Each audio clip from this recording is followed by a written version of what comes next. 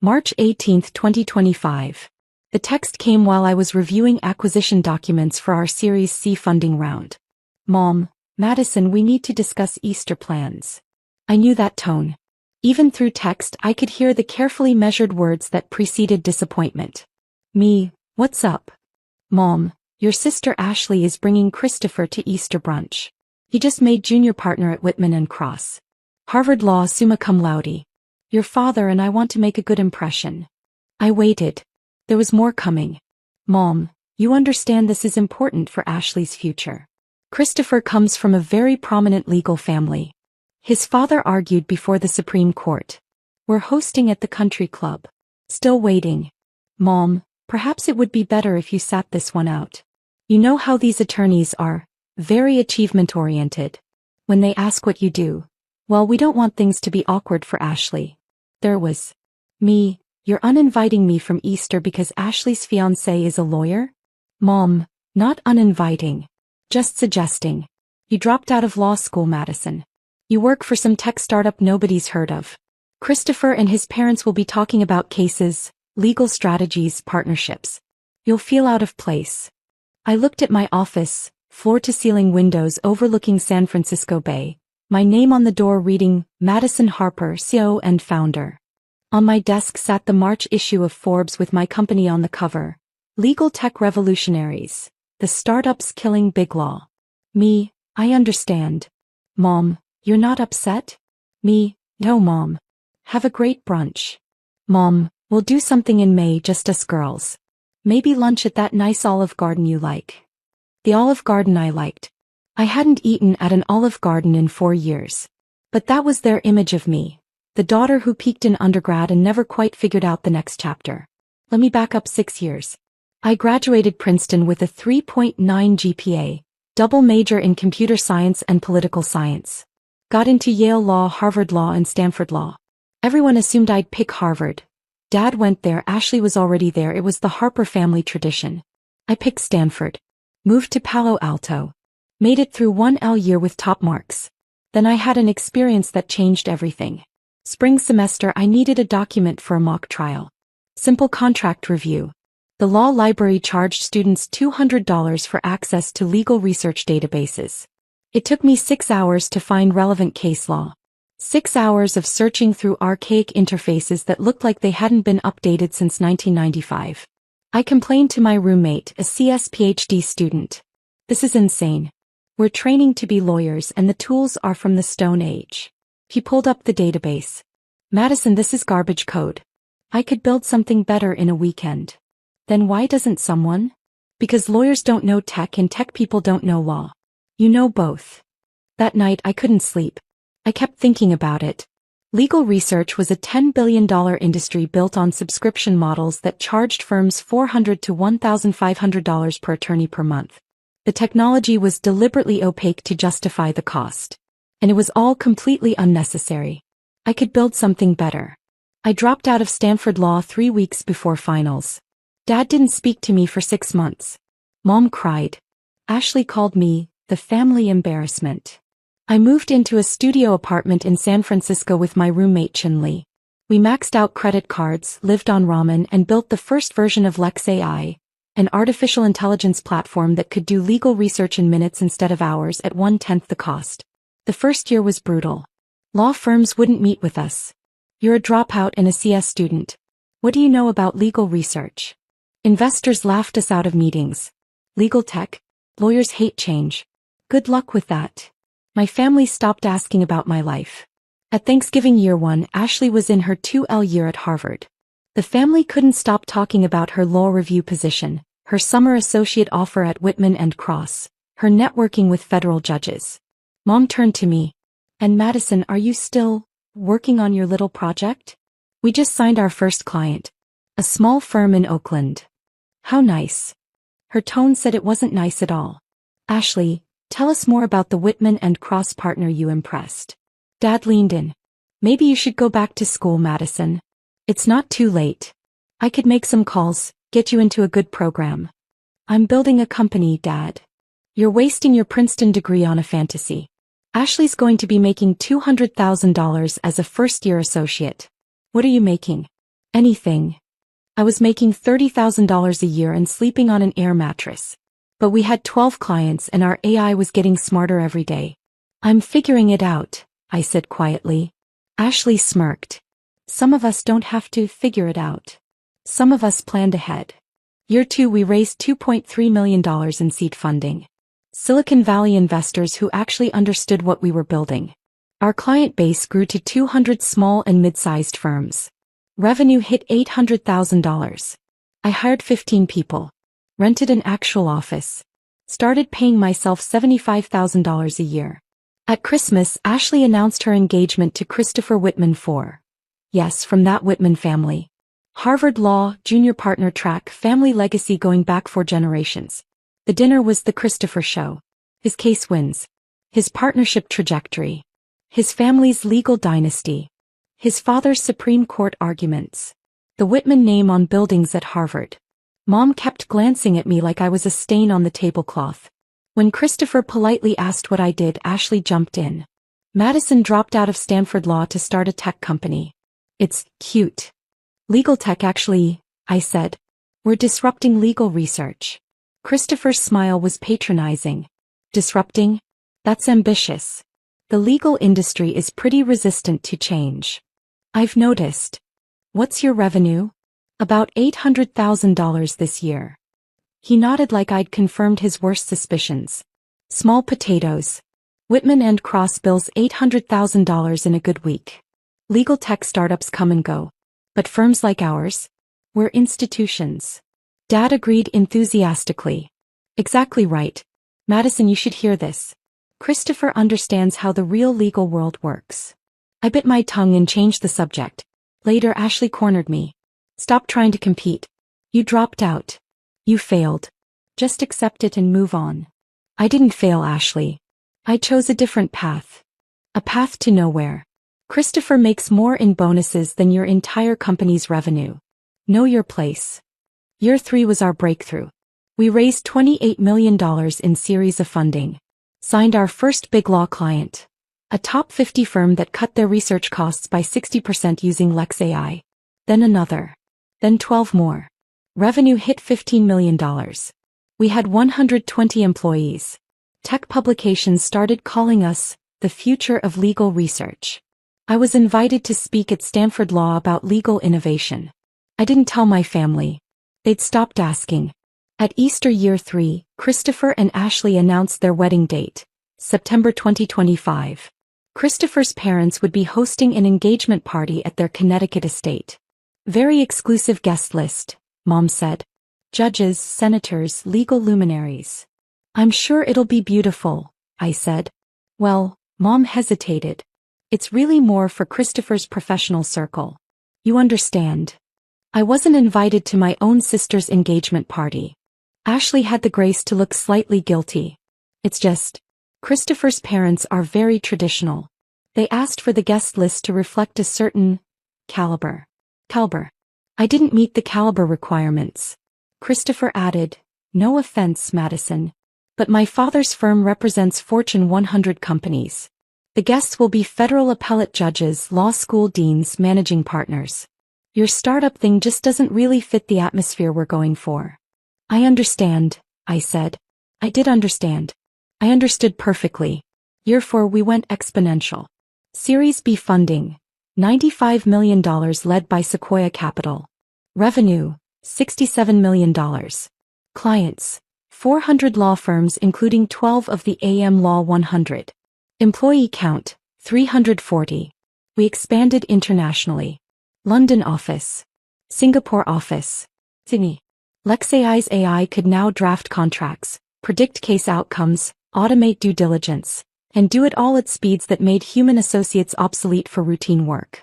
Big Law was terrified and adapting simultaneously, cutting associate hiring, slashing research budgets, restructuring their entire business model around our platform. The Wall Street Journal called. They wanted to do a feature for their April issue, the 30-year-old CEO killing Big Law's golden goose. The interview was scheduled for March. Publication date, Easter Sunday, March 31st. March 18th.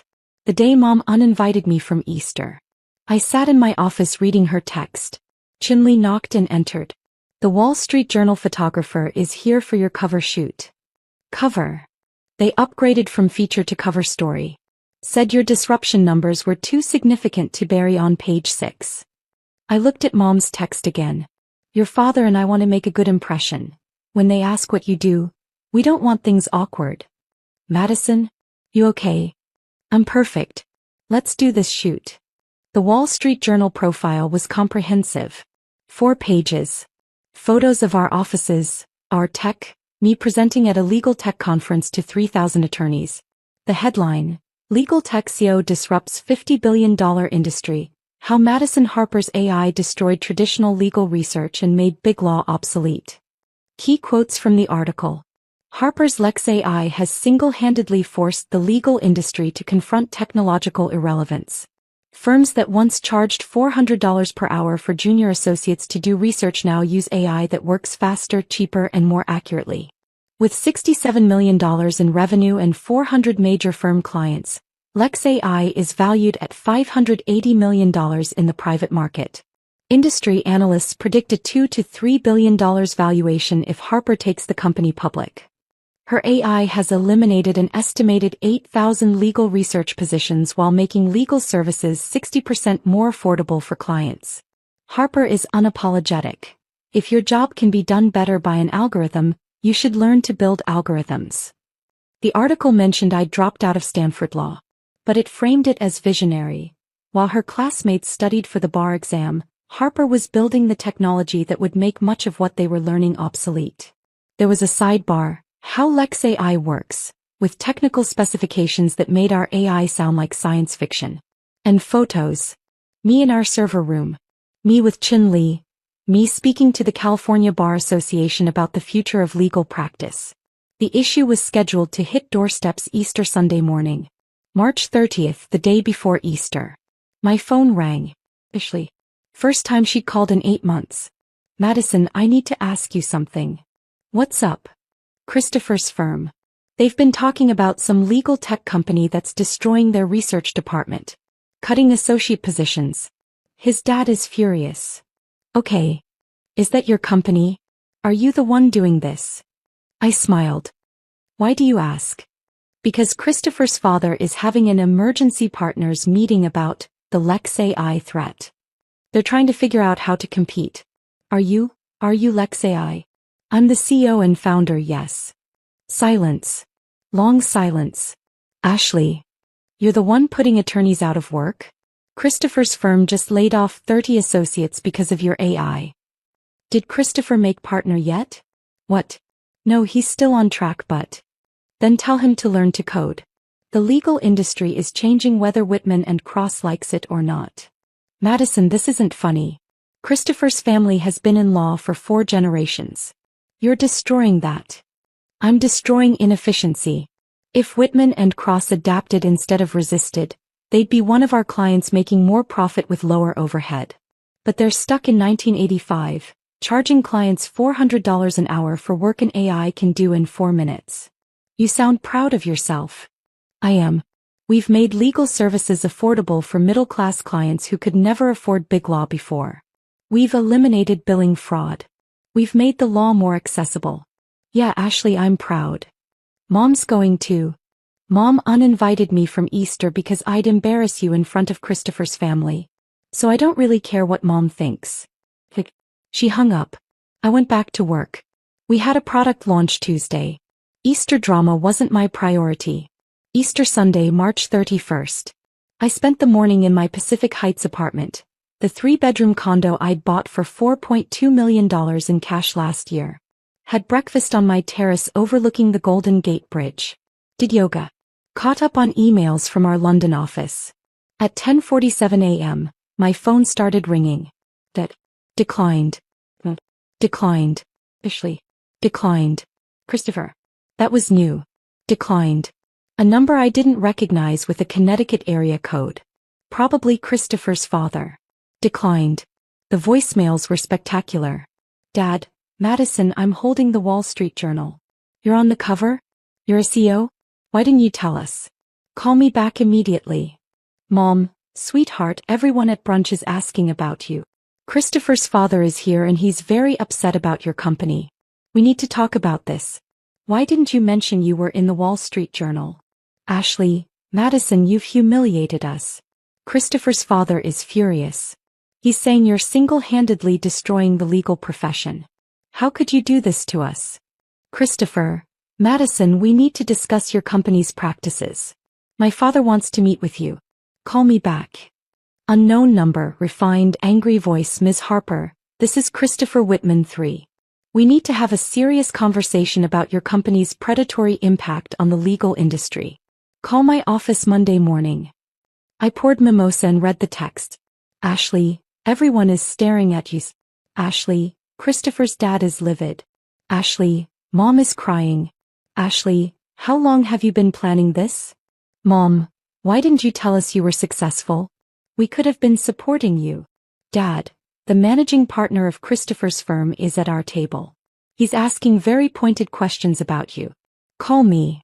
Ashley, you did this on purpose. You planned this to ruin my Easter. I texted back to the family group chat, Happy Easter. Enjoy brunch. Then I muted the conversation. At 2 p.m. my doorbell rang. I checked the camera. Mom, Dad, and Ashley. They'd driven from the country club directly to San Francisco.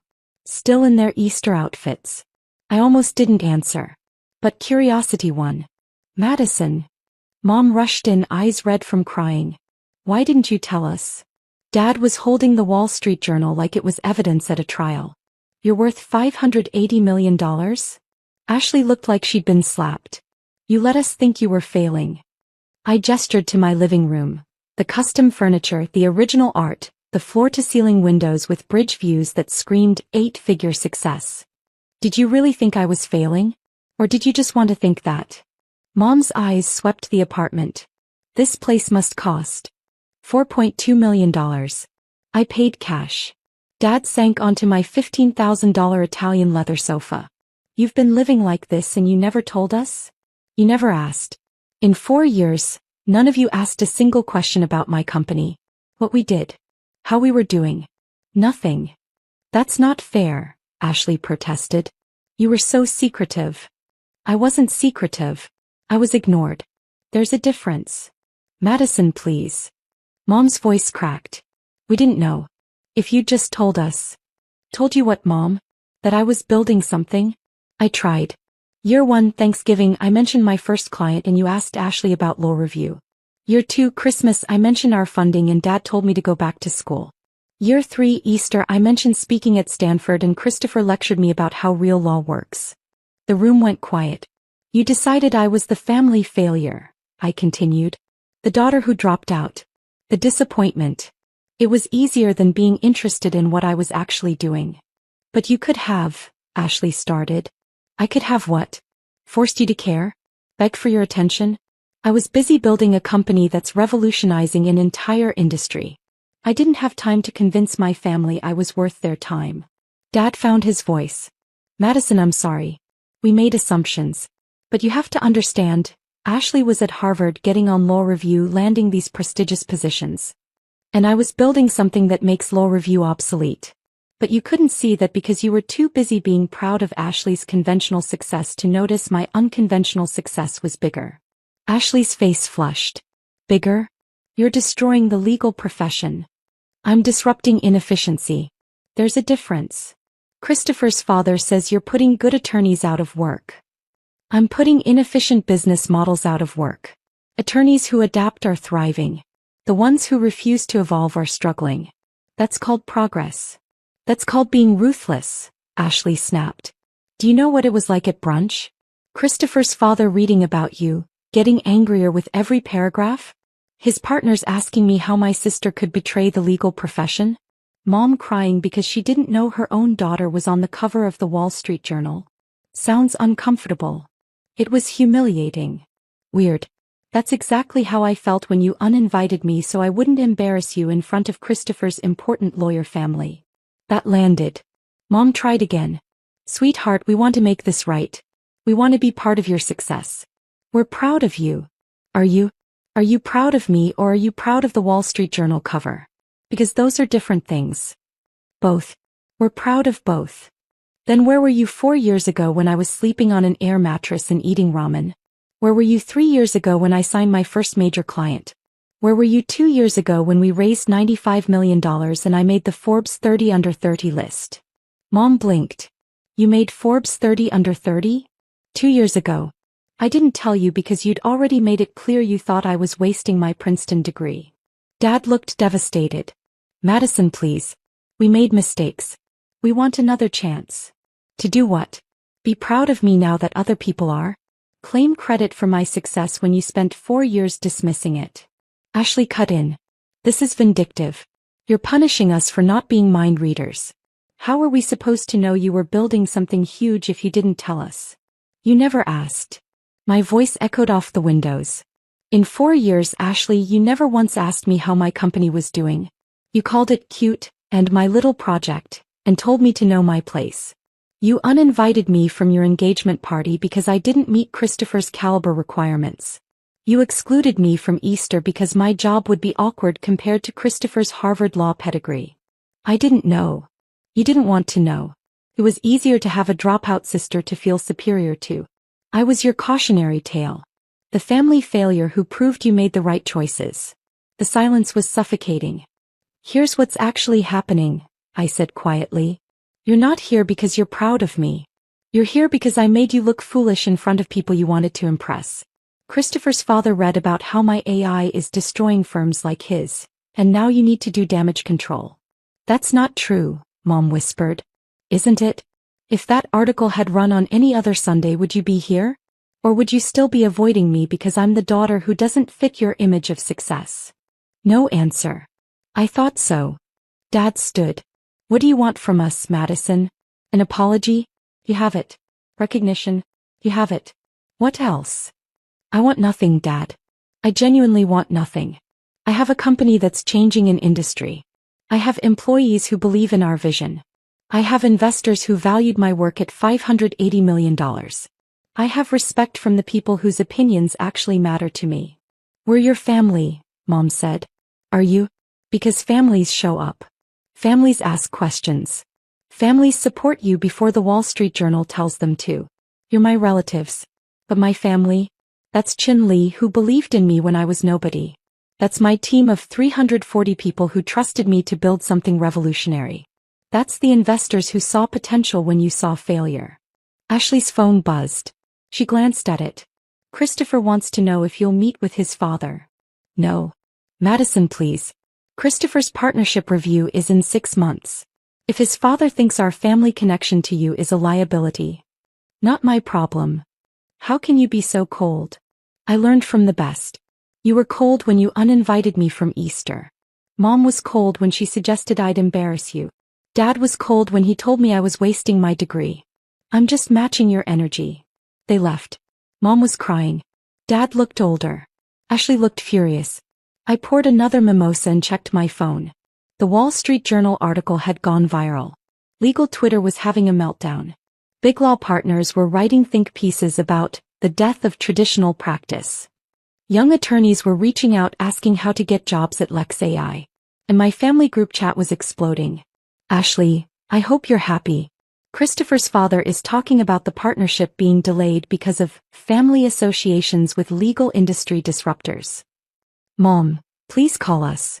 We can work this out. Dad, your sister's career is at stake.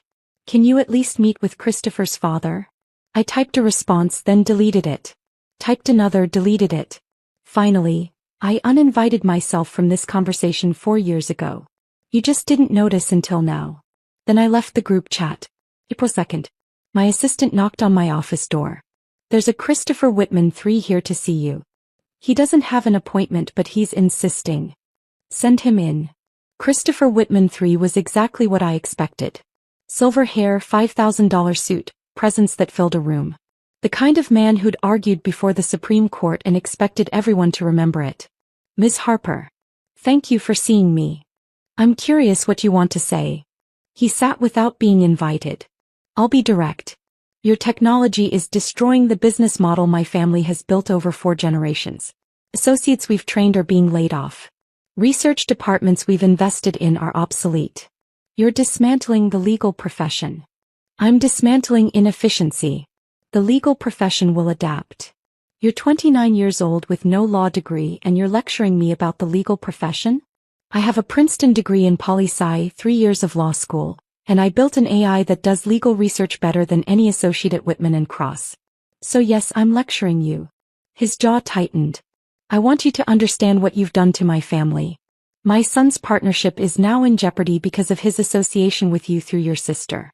My firm has lost $40 million in research billings. We've had to restructure our entire associate program. And your clients are paying 60% less for better work. You're welcome. This isn't a joke, Ms. Harper. I agree. It's not a joke. It's the future. Firms like yours can adapt and thrive or resist and become obsolete. That's your choice, not mine. I want you to slow down. Give the industry time to adjust. I almost laughed. You want me to sabotage my company so you can protect your outdated business model? I'm asking you to show some professional courtesy. Like the courtesy your son showed my sister when he told her I didn't meet the caliber requirements for their engagement party? Like the courtesy my family showed when they uninvited me from Easter so I wouldn't embarrass them in front of you? He blinked. I don't know what you're talking about. Of course you don't. You've been too busy being outraged by my success to notice how your son treated my sister's family. Here's what's actually happening, Mr. Whitman. You want me to fail so you don't have to change. But I'm not failing. I'm succeeding spectacularly. And you have two choices. Become a Lex AI client and cut your research costs by 60%, or keep resisting and watch younger, smarter firms eat your lunch. You arrogant. I prefer confident.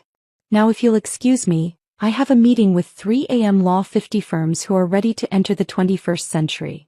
He stood. Christopher is going to leave your sister. Then he'd be doing her a favor. A man who bases his relationship decisions on his father's business grievances isn't worth marrying. You're going to regret this. I regret nothing. I built something revolutionary while people like you told me it was impossible. I succeeded while my own family dismissed me. I'm on the cover of the Wall Street Journal while you're having a tantrum in my office. The only thing I regret is not realizing sooner that your approval was worthless. April 15th. Ashley called. Christopher broke up with me. I waited. His father said marrying into a family with legal industry antagonists would damage his partnership prospects. So he ended it. 4 years, Madison. 4 years of my life gone because you couldn't just be normal. Ashley. No. I need you to hear this. You destroyed my relationship. You humiliated our parents. You made me look like a fool at my own Easter brunch. And for what? To prove you're smarter than everyone? To get revenge. I didn't do anything to you, Ashley. I built a company. That's it. You timed that article for Easter on purpose. The Wall Street Journal set the publication date. I didn't even know it would be Easter until a week before. I don't believe you. I don't care. Ashley, your fiancé dumped you because his father can't adapt to industry change. That's not my fault. That's Christopher choosing his father's approval over you. You should be angry at him, not me.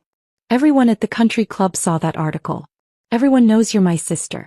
They're all asking why you're trying to destroy the legal profession. I'm not destroying it. I'm evolving it. And if your country club friends can't tell the difference, maybe you need better friends. You've always been jealous of me. Admit it. You dropped out of law school because you couldn't compete with me.